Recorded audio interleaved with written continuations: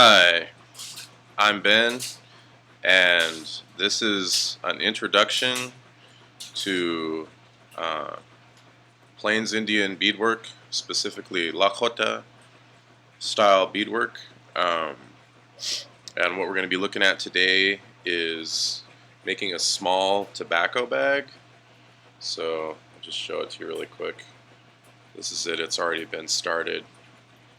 And this is lazy stitch. It has a couple different names. Some people like to call it lane stitch, and I've always just heard it referred to as lazy stitch. And this is the fully open flat piece of smoked elk hide that I'm beading on directly into the leather. It's a pretty thick piece of hide, which is nicer for doing beadwork.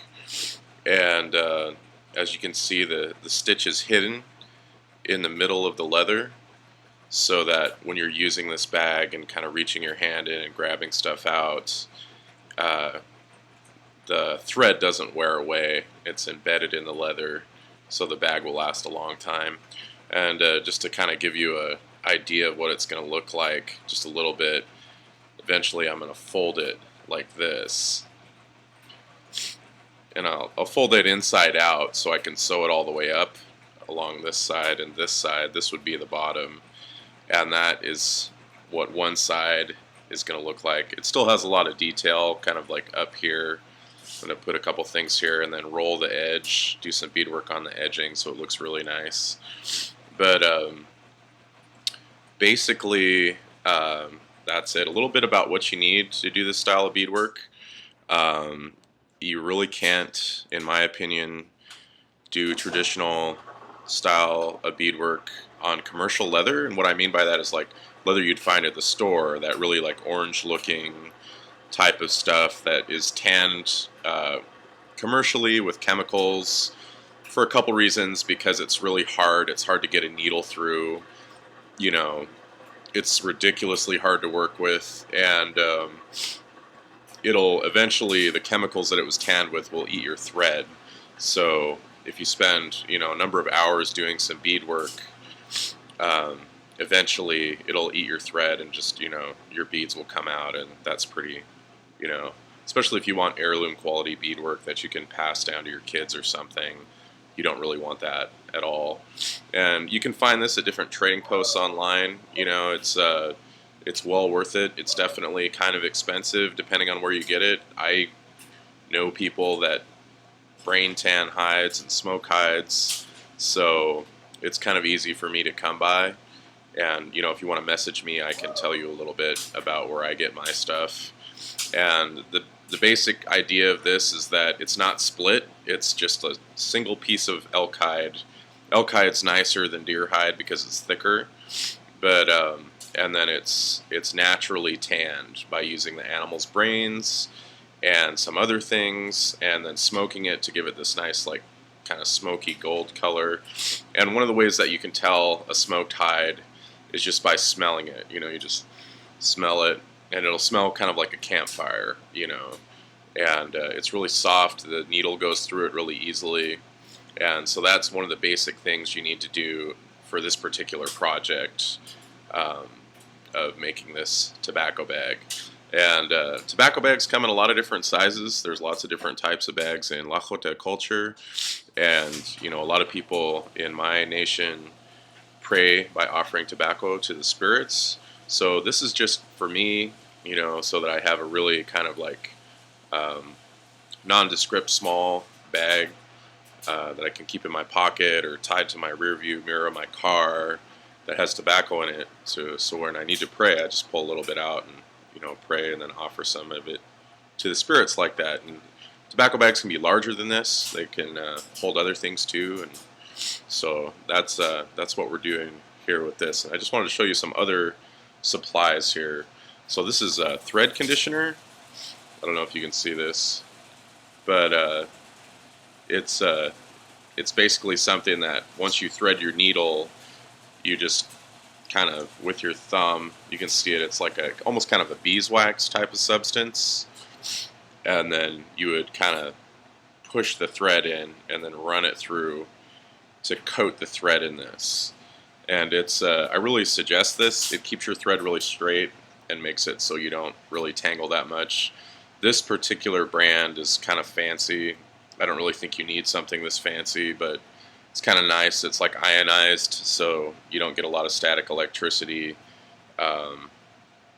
that can mess your thread up and give you tangles and stuff like that. All you really need basically is just a small block of beeswax that you can, run your thread through to protect it from the elements and to just kind of give it protection while it's sitting in the leather. It makes your beadwork lay really flat too, which is nice. And then these are the beads, if you can see this. Just using a size 12 matte bead. And in beading, the higher the number, the smaller the bead. So like 13s would be smaller than these, and say 10s would be quite a bit larger than this. And this is a real average size, a 12 size of matte colored bead.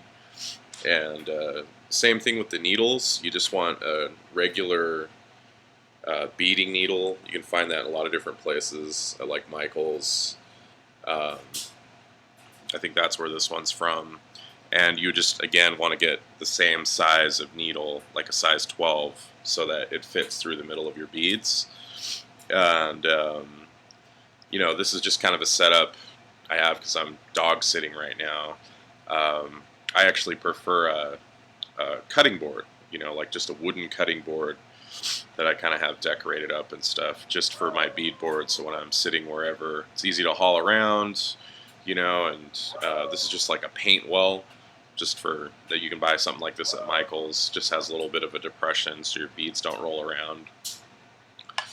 And then this kind of stuff is really helpful for me because I just bead all over, wherever, at the coffee shop or wherever, to just kind of separate some colors out, and then it makes it really transportable,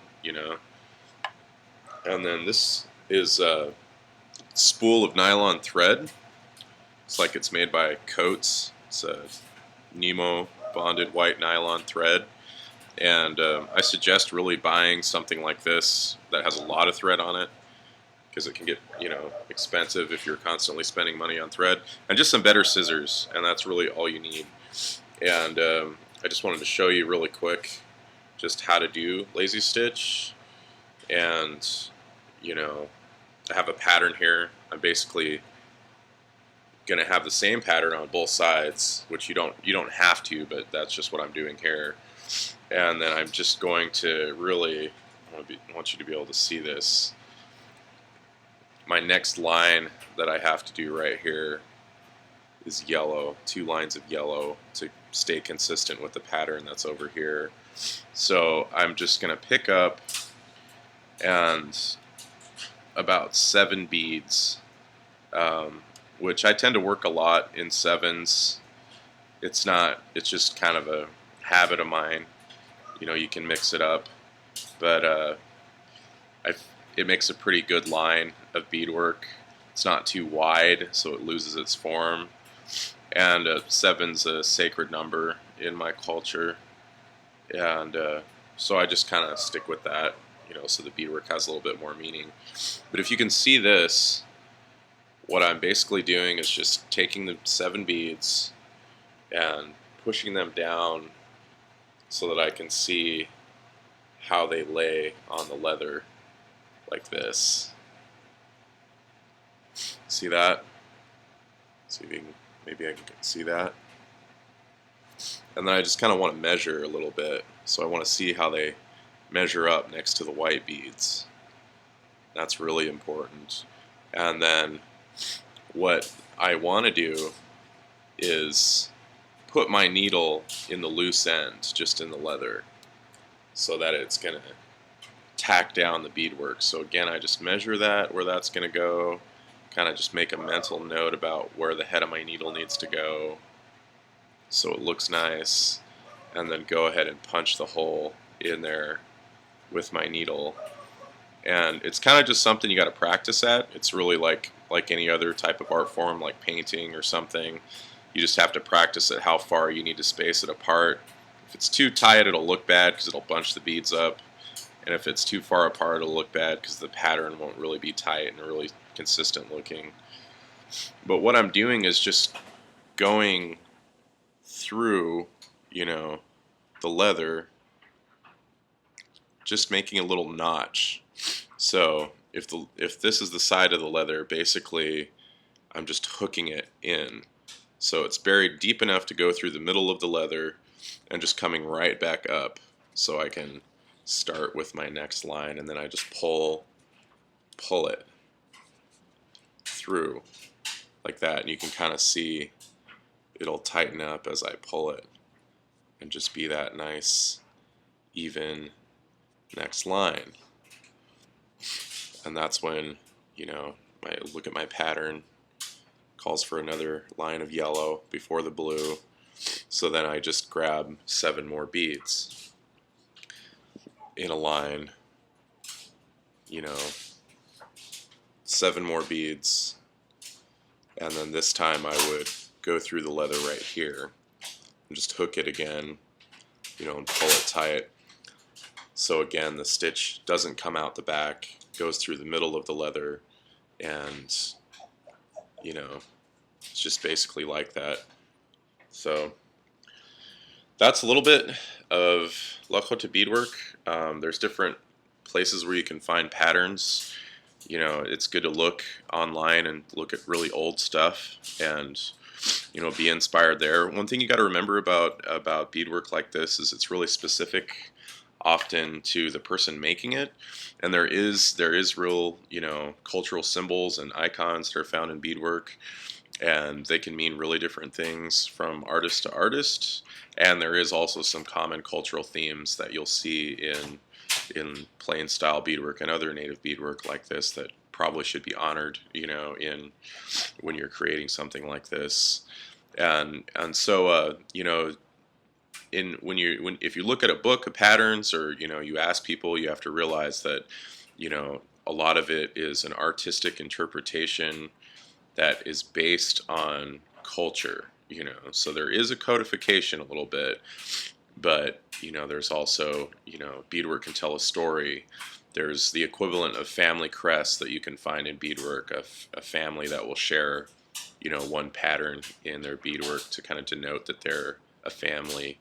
And so that's something you should be aware of too, of kind of respecting people's patterns, and coming up with your own stuff. And you might be one of those people that's lucky enough to have like a grandfather, great grandfather or something. You might still have their moccasins that were made by their mother, so that is part of your family's history, that you can now make a pair of your moccasins or your child's moccasins. But yeah, that's a little bit about beadwork.